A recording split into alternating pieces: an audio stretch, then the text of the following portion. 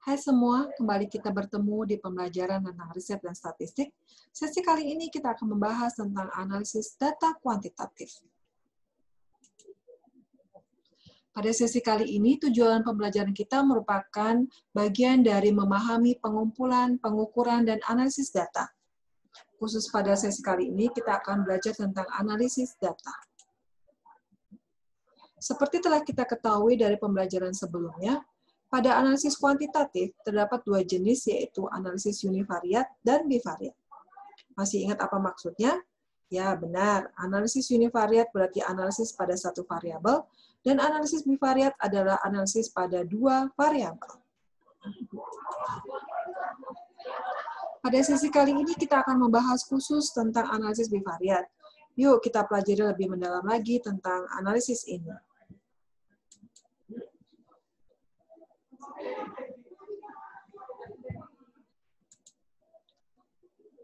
Hal yang perlu diperhatikan pada saat kita menganalisis bivariat adalah jenis data berdasarkan skala ukur dan distribusi data. Masih ingat tentang hal tersebut? Kita sudah mempelajarinya di sesi sebelumnya. Seperti tertulis dalam slide, jenis data berdasarkan skala ukur bisa kategorik dan numerik, sedangkan distribusi data bisa normal dan tidak normal. Kita akan pelajari lagi ya, maksud dari kedua hal tersebut.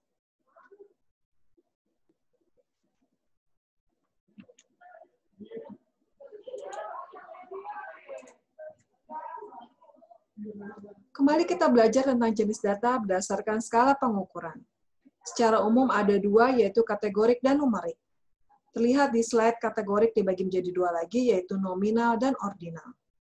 Terdapat juga contoh-contohnya. Tolong pelajari dengan baik, karena dengan mengetahui jenis data akan memudahkan kita untuk menentukan jenis analisis kuantitatif untuk penelitian kita. Selain jenis data, kita juga harus mengetahui apakah data kita berdistribusi normal atau tidak. Mengetahui hal ini juga akan menentukan jenis analisis kuantitatif yang akan kita gunakan dalam penelitian. Pada slide terlihat bahwa banyak metode yang dapat digunakan dalam menentukan distribusi data. Namun pada kali ini, kita akan belajar 4 jenis analisis tersebut. Berdasarkan histogram pada gambar ini, kita bisa melihat distribusi data kita, terlihat di slide adalah contoh data yang berdistribusi normal. Dapat kita lihat, kurva yang normal berbentuk bell shape, di mana bagian kiri dan kanan dari garis di tengah identik adalah sama.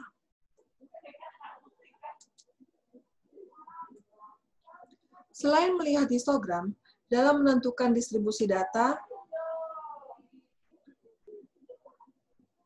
adalah dengan menggunakan nilai skewness dan standar error-nya.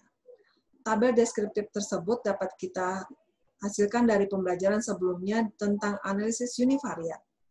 Berdasarkan tabel tersebut, kita bisa menentukan data kita berdistribusi normal atau tidak. Caranya adalah membagi nilai skewness dengan standar error-nya. Pada slide terlihat nilai skewness adalah 0,547 dan dibagi standar error 0,337 yang hasilnya adalah 1,623.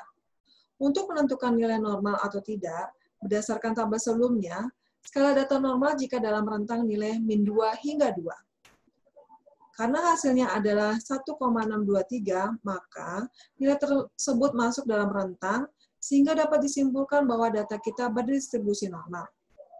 Penentuan distribusi data dengan nilai skewness sangat direkomendasikan karena tidak terpengaruh dengan jumlah sampel.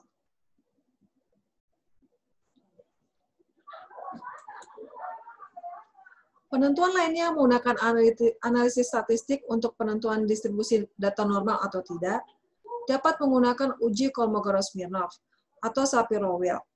Seperti terlihat dalam slide, kita menggunakan uji Kolmogorov-Smirnov jika sampel kita lebih dari 50 responden, dan menggunakan Shapiro-Wilk jika sampel kita di bawah atau sama dengan 60 responden.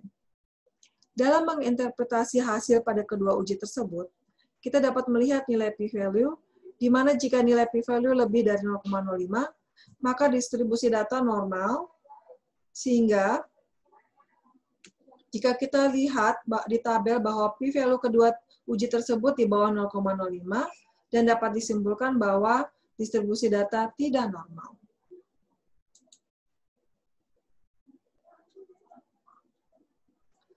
Pada tabel ini kita sudah pelajari pada sesi sebelumnya. Pada sesi ini kita akan mempelajari bagaimana menginterpretasi 5 uji yang diwarnai tersebut. Pelajari lagi ya tabel tersebut, di mana dalam tabel ini pada saat kita menentukan tujuan penelitian kita, apakah komparasi atau pengaruh atau korelasi. Dan pada sampel kita apakah ada 2 atau lebih dari 2, berpasangan atau tidak berpasangan. Kemudian apakah jenis variabelnya itu numerik atau kategorik. Dan jika numerik, apakah skala datanya normal atau tidak normal. Pada saat mempelajari interpretasi uji analisis bivariat, kita harus mengetahui tentang maknanya jika p-value kurang dari 0,05.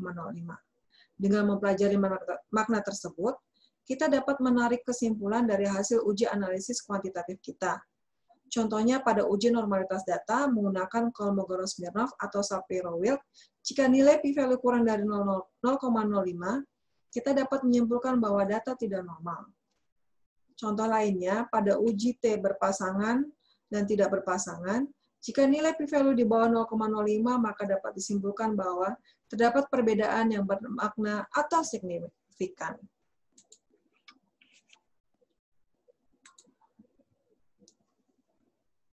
Demikianlah pembelajaran kali ini.